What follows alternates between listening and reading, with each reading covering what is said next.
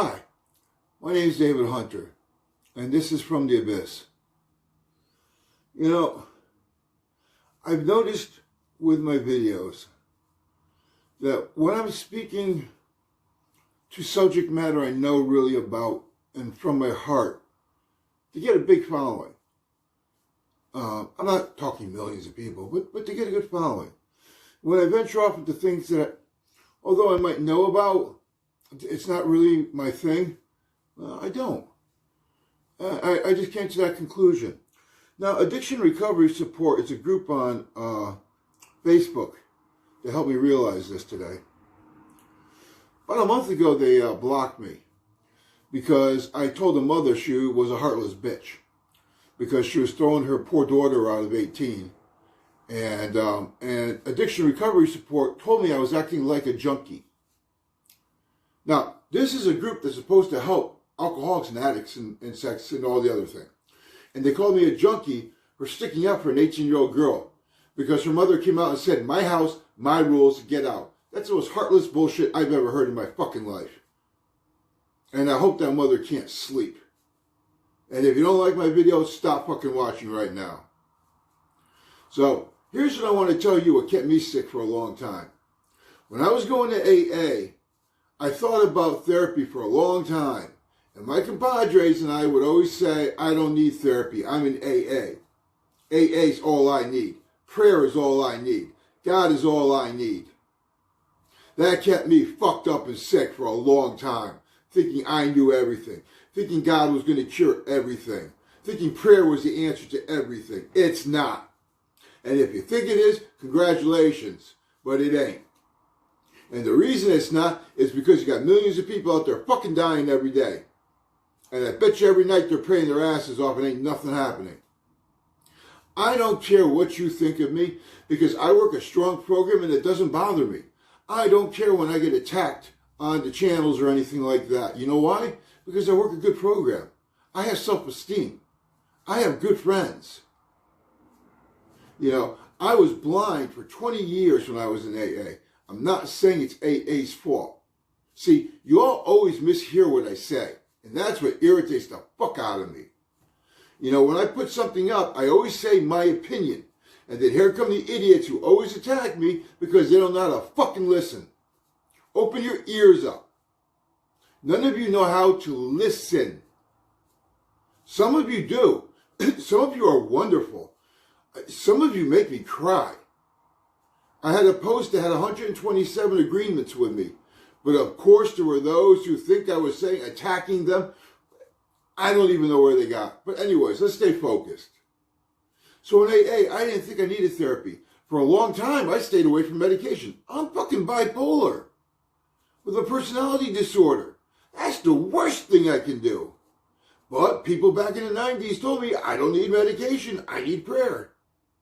And I was looked down on in AA for taking medication.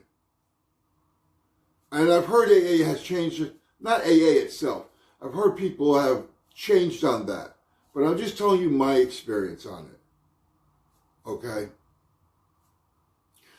Also, I started going to a program back in the day called SLAA. It was for sex addiction. Because I wanted to know why I was going to these meetings and feeling great and then picking up a prostitute on the way home. It didn't really set with who I was. You know, and I couldn't get the answer in AA, even though I tried. I remember once he was speaking about it in AA, oh, that was a bad meeting. Bad meeting. So I went to these meetings, and they were really helpful. Very helpful. But I got shit from my friends. "Oh, how many steps you working these days? 36? Why is it that we attack what we don't understand? Why do we criticize when we don't get it? It's not a personal attack upon you or what you believe.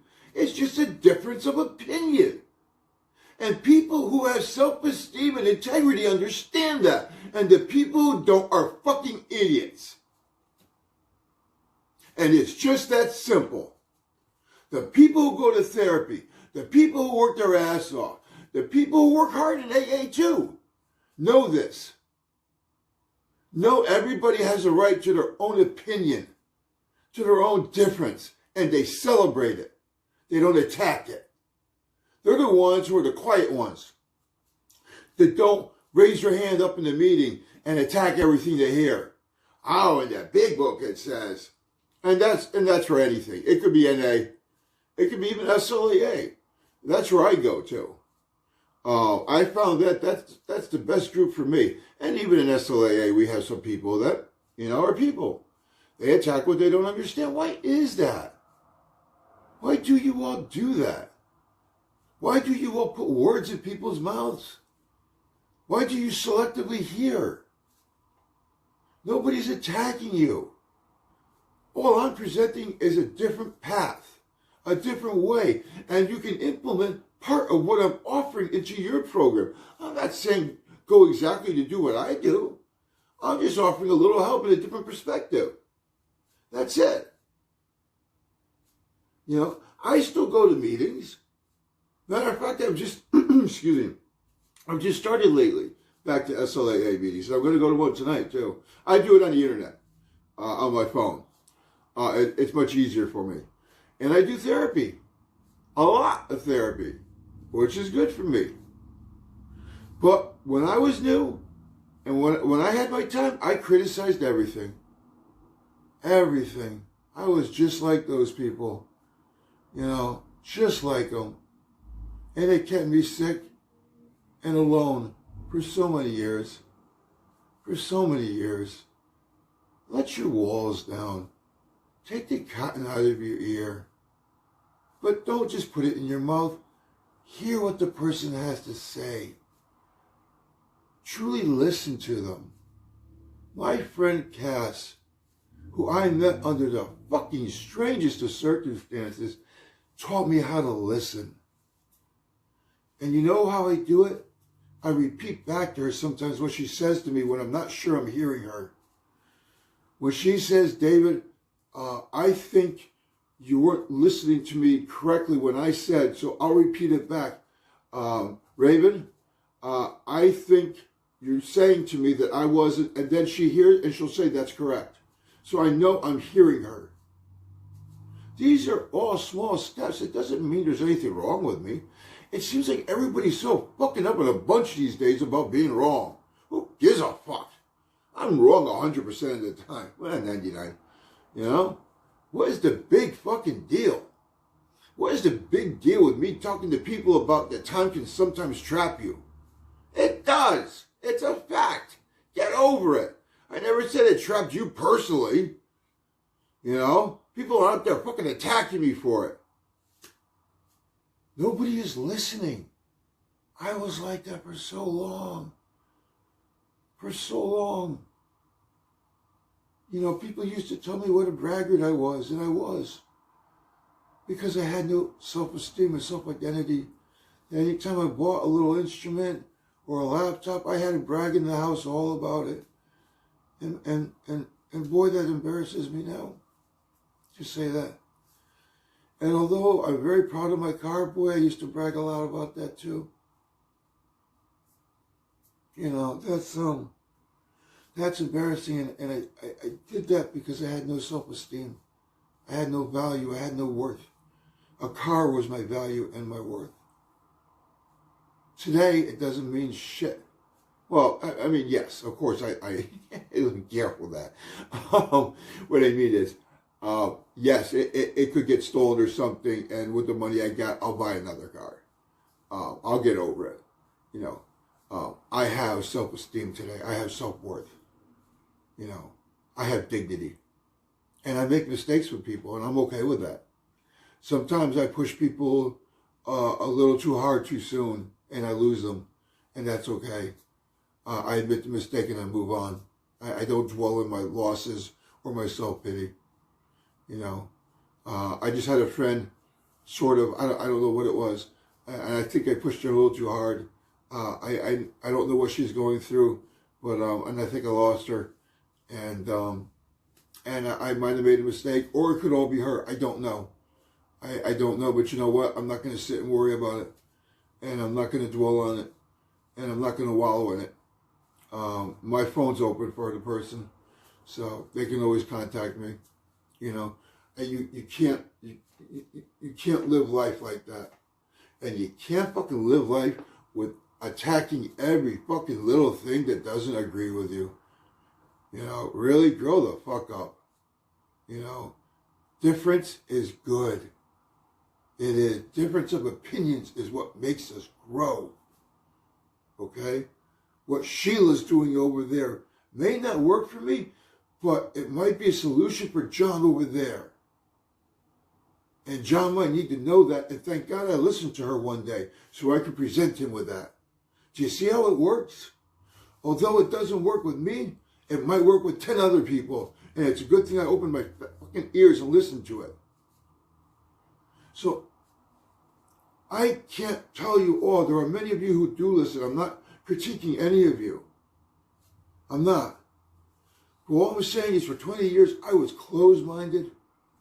I knew everything. I walked around with my little big book and, you know, quoted chapters and verses. And yes, I can do that with you all day long. And I'll win. Trust me, I will. And what did it do for me? Nothing. You know, yeah, it kept me clean for around 20 years. And so what? I was fucking miserable as shit. Yeah. Miserable. What good is it to go speak at a convention and go pick up a prostitute later in that town? You tell me. See, I'm blunt. You might not like to hear it, but I'll be honest. And if you think I'm the only one doing that, you're nuts. No, I am not the only person who's doing that. I'm finally real. I'm finally myself. This is me.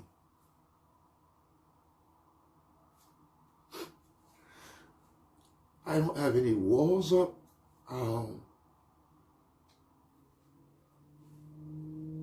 I don't have any armor on.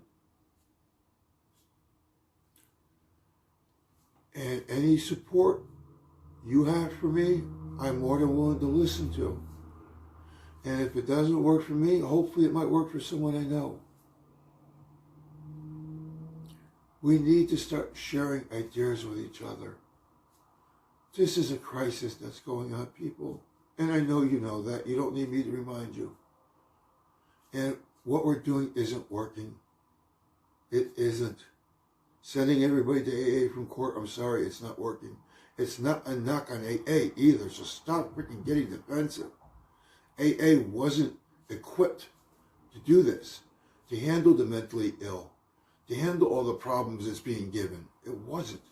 It never was. Neither is NA. Neither is any of the programs. We need something else. Something different, something more. I don't know what. Hey, guys, I'm not a Harvard grad.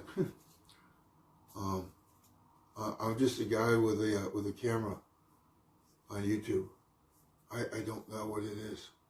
I do know therapy has a lot to do with it, and I do know medication has a lot to do with it. Other than that, and I do know family support and love and not giving up has a lot to do with it. And then you are right. Sometimes you do need to give them a swift kick in the ass. I used to be on the fence about that, but I'm not anymore after I just lost a sponsee. I gave him a swift kick in the ass and let him go. So I do understand parents' plights a little bit better now, although I'm not a parent. All right, people, let's start listening to each other, not attacking. This is David Hunter from The Abyss saying, I finally opened my ears. And the angel sang. And I became whole. God bless you all.